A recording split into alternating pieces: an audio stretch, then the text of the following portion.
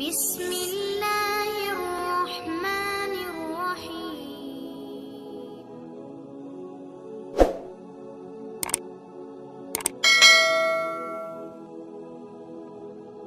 السلام علیکم۔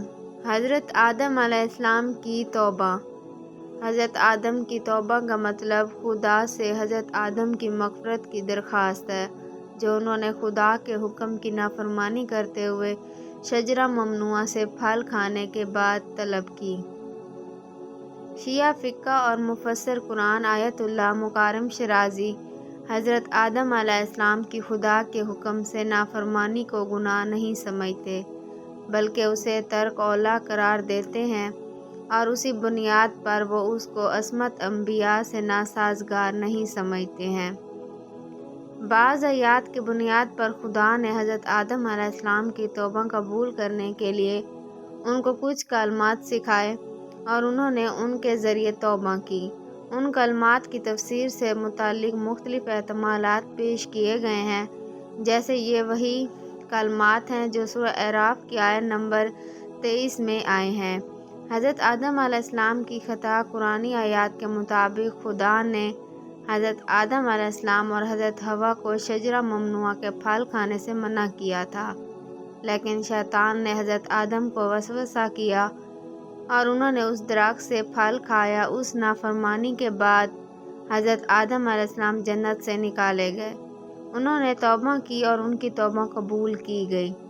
حضرت آدم علیہ السلام کی خطا اور ان کی توبہ کا مسئلہ چند کلامی کتابوں میں عصمت انبیاء کے ذیل میں بیان ہوا ہے، جیسے تنزیہ الانبیاء، مصنف سید مرتضیٰ، اموز شقائد، مصنف محمد تقی، مصباح یزدی اور عصمت الانبیاء، مصنف فخر رازی، اور تفسیری کتابوں میں سورہ بقرہ کی آیت نمبر 35 سے 37، سورہ اعراف کی آیت نمبر 19 سے 23 اور سورہ طٰہٰ کی آیت نمبر 121 اور 122 آیات میں اس کا جائزہ لیا گیا ہے۔ کہا جاتا ہے کہ حضرت آدم علیہ السلام کی توبہ دین میں ذکر نہیں ہوئی ہیں۔ حضرت آدم علیہ السلام کی خطا۔ شیعہ مفسرین کا ماننا ہے کہ حضرت آدم علیہ السلام کی خطا فعل حرام نہیں ہے، کیونکہ ان کے مطابق انبیاء شرک اور کفر، دریافت وحی اور اس کی تبلیغ نیز گناہ کبیرہ اور گناہ صغیرہ کے مرتکب ہونے میں عصمت رکھتے ہیں۔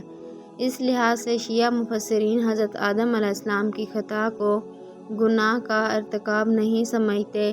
اسی لیے حضرت آدم علیہ السلام کی نافرمانی کی حقیقت میں مختلف نظریات بیان ہوئے ہیں۔ حضرت آدم علیہ السلام کی داستان کا تمثیلی ہونا۔ امام خمینی حضرت آدم علیہ السلام کی داستان میں بیان ہوئی باتوں کو اسرار امیز حکایت سمجھتے ہیں، جس کی بنیاد پر آدم علیہ السلام ایک معین فرد نہیں ہے، بلکہ انسان کا سمبل ہے۔ ترک اولا۔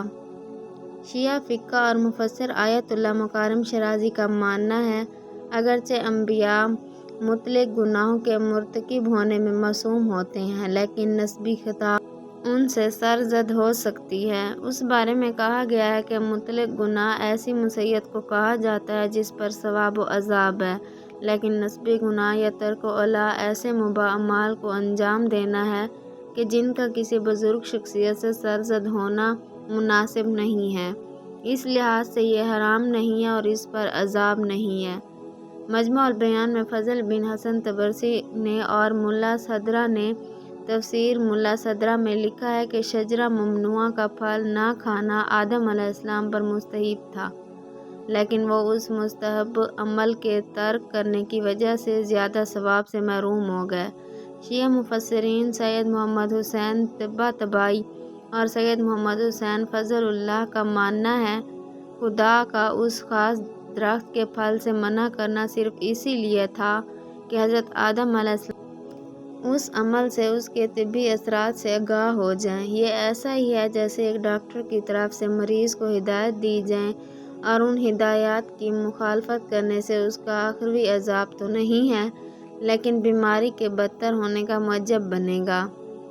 دور حاضر کے فقہ اور مفسر جعفر سبحانی کے مطابق آیات میں توبہ کی تعبیر حضرت آدم علیہ السلام کے گناہ کی دلیل نہیں ہے، کیونکہ توبہ صرف گناہ کی صورت میں ہی نہیں کی جاتی بلکہ انبیاء اور وہ انسان جو خدا کی معرفت کی وجہ سے ایک خاص مقام کے حامل ہیں ہمیشہ اپنے فرائض کی انجام دہی میں اپنے آپ کو پروردگار کے سامنے مقصر سمجھتے ہیں، اسی لیے ہر وقت استغفار کرتے رہتے ہیں۔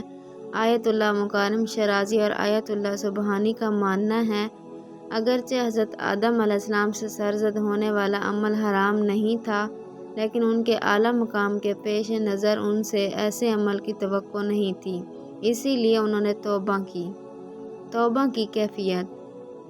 تفسیر کی کتابوں میں حضرت آدم علیہ السلام کی توبہ کو مختلف شکلوں میں بیان کیا گیا ہے۔ شیخ طوسی اور آیت اللہ مکارم شرازی کا خیال ہے کہ یہ تمام احتمالات صحیح بھی ہو سکتے ہیں اور ان کے درمیان کوئی ٹکراؤ نہیں ہے۔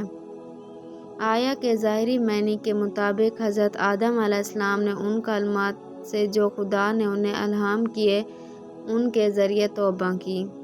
تفسیر میں ان کلمات سے متعلق مختلف احتمال بیان ہوئے ہیں، جیسا کہ آیت اللہ ناصر مکارم شرازی نے تفسیر نمونہ میں بیان کیا ہے۔ یہ کلمات وہی تعبیر ہے جو سورہ اعراف کی آیت نمبر 23 میں بیان ہوئی ہیں۔ امام محمد باقر کی ایک حدیث میں کلمات کی تفسیر میں ایک دعا بیان ہوئی ہے جو اس جملے سے شروع ہوتی ہے۔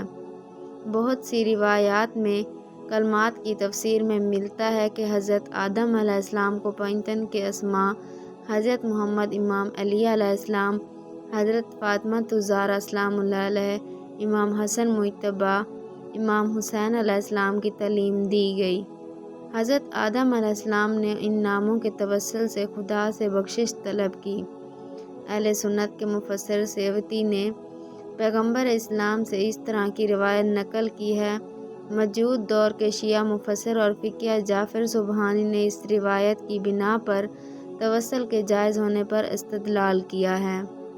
علامہ طباطبائی کا ماننا ہے کہ حضرت آدم علیہ السلام اس شجرہ ممنوعہ کے کھانے سے دنیا کی سخت زندگی کے جس میں خدا اسے فرموشی تھی میں مبتلا ہوئے اور خدا سے توبہ کر کے اس نقصان کی تلافی کی درخواست کی اور خدا نے اس کی تلافی میں دین کی تشریح فرمائی۔